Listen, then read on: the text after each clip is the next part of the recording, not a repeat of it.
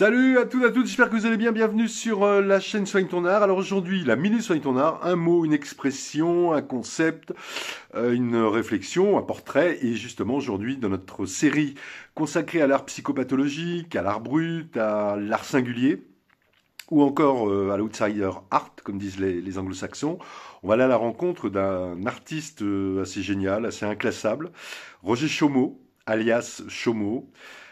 Né en 1907, décédé en 1999. Un artiste total qui, pendant plus de 40 ans, en fait, va créer un peu en ermite dans la forêt de Fontainebleau. Et Chaumot va, en fait, nous laisser une œuvre absolument monumentale. Alors, ce qu'on peut peut-être dire en guise de brève biographie, c'est que Roger Chaumot, donc alias Chaumot, est né à Berlaymont dans le nord de la France en 1907 et dès 1921, il va suivre une formation académique à l'école des Beaux-Arts de Valenciennes. Et 5 ans plus tard, en 1926, il va intégrer l'atelier de sculpture à l'École nationale des Beaux-Arts de Paris. Et cet enseignement plastique dans la peinture et la sculpture va lui donner une grande maîtrise des volumes et un vrai sens artistique.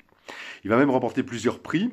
Puis il va trouver un emploi de décorateur dans une maison spécialisée dans la réalisation de tapis. La guerre survient en 1940, la Seconde Guerre mondiale. Chaumot est fait prisonnier de guerre dans un camp en Pologne. Il revient en France en 1941, il est rapatrié, sous la forme d'un rapatriement sanitaire. Et là, il va acheter un hectare dans la forêt de Fontainebleau, à la sortie d'Achères-la-Forêt, où il va construire une petite maison. Et là, il va commencer à y créer, tout en continuant en fait à vivre à Paris. Alors si on fait un petit saut en avant, en 1960, Chaumot expose dans différentes galeries à Paris, et puis il décide de quitter définitivement la capitale pour s'installer seul à Achères-la-Forêt. Très sensible à la nature, écologiste avant l'heure, il va construire des ruches, il avait déjà démarré avant, il en a déjà construit quelques-unes avant, il va travailler le bois, qui deviendront ces fameux bois brûlés, il va aussi travailler la pierre, et bien en fait tout ce qu'il peut récupérer, dont du verre, des matières plastiques qu'il fait fondre par exemple. En fait, Chaumot continue aussi à développer une sorte de langage phonétique et au milieu de son bout de forêt, à Achères, il va créer le village d'art préludien, c'est le nom qu'il lui donne, un village parsemé d'écriteaux, donc d'œuvres, plein d'œuvres, mais aussi parsemé d'écriteaux avec son propre langage phonétique et un langage éminemment, en fait, profondément poétique. En fait, en choisissant de vivre dans les bois, et on pourrait dire dans une forme de grand dénuement, Chaumot va faire le choix de laisser la place au rêve et à l'imaginaire.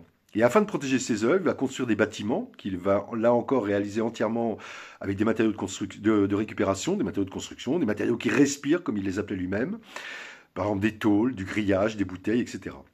Et dans son village d'art préludien, Chaumot va construire plusieurs lieux. Alors, il y aura par exemple l'église des pauvres, agrémentée d'une rosace réalisée avec des bouteilles de différentes couleurs. Il y aura le sanctuaire des bois brûlés. Il y aura aussi par exemple le refuge recouvert de capots de voitures. Mais outre ces bois brûlés, Chaumot dessine, il sculpte, il peint. Il détourne aussi des jouets d'enfants. Il utilise du béton cellulaire qu'il sculpte. Et il dit qu'il sculpte cette matière comme on écrit un poème. En fait, Chaumot milite pour un art populaire, un art pouvant parler à tout le monde, sans distinction de classe et de milieu social. Raison pour laquelle d'ailleurs Chaumot en fait s'est éloigné du monde marchand de l'art et que, intrinsèquement, il n'a réellement jamais créé pour vendre.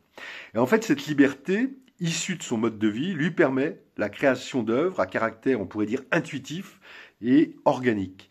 Adepte avant l'heure du recyclage, le fameux recycle art, comme disent les anglo-saxons, Chaumot va transformer tout ce qui est possible de transformer en termes de matériaux de récupération les plus divers qui soient, qu'il va chercher par exemple dans les décharges environnantes ou dans les sous-bois. En fait, un peu reclus, on pourrait dire, dans son univers, Chaumot va refaire son monde, le monde à sa manière, son propre monde, un monde parallèle où la création est omniprésente et où ces créations vont être alimentées d'énergie invisible. Il dira à ce sujet qu'il est gouverné par les forces cosmiques. Et c'est dans son isolement, dans son rapport avec la nature notamment, dans son mysticisme aussi, et surtout dans son insatiable et impérieuse envie de créer, que Chaumot trouve l'énergie de créer en permanence, tout en se détournant radicalement des écoles des beaux-arts qu'il a fréquentées et dont il rejette l'enseignement. Et à ce sujet, il dira d'ailleurs, et je le cite, « Je ne suis pas instruit des hommes, je suis instruit du ciel ». Fin de la citation. Peintre, sculpteur, Architecte, poète, compositeur, Chomeau s'amuse aussi à déclamer ses poèmes qu'il enregistre sur un vieux magnétophone, tout en s'accompagnant de sons improvisés. Enfin, il est aussi fasciné par le cinéma et il engagera une collaboration avec le réalisateur Clovis Prévost, mettant en scène ses créations et son propre personnage dans son environnement. Le film expérimental, intitulé Le débarquement spirituel images de lumière, tourné de nuit, met d'ailleurs en œuvre des éclairages colorés et révèle en fait les créations de Chomeau sous un angle fondamentalement surprenant. D'ailleurs, on peut le voir sur YouTube. En fait, en définitive, Chomeau était un irréductible. Sa principale devise était, je le cite, « Je ne crée pas pour vendre, je crée pour m'étonner ». À l'entrée de son village d'art préludien, il avait écrit sur un panneau « Je suis riche de pauvreté ». Et à cela, il rajoutait « Ils sont pauvres de richesse », exergue significative de son état d'esprit très critique de la société de consommation telle qu'il la percevait. En juin 1999, Chomeau s'est éteint en laissant derrière lui une œuvre monumentale, empreinte d'une liberté totale. Une œuvre, on pourrait dire, fidèle à sa révolte contre une société qu'il estimait gravement dévoyée, voire gravement malade. Et dans son immense atelier à ciel ouvert, sur son aire de jeu et de création, il avait peint sur un panneau une sorte de conclusion de sa vie, un message ultime, qui disait, qui dit toujours, puisqu'on peut encore la voir, je le cite, « Quelle empreinte auras-tu laissée sur la terre pour que ton Dieu soit content ?»